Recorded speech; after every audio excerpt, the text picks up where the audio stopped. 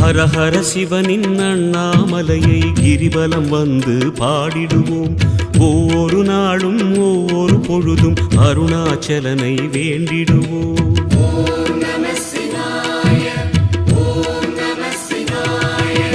ஹரஹர சிவனின் அண்ணாமலையை கிரிவலம் வந்து பாடிடுவோம்.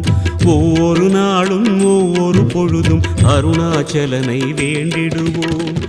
ஒளியின் வடிவமாம் சிவனின் ரூபமே, உயிரின் மூலமாம் ஹரனின் நாமமே, வரமே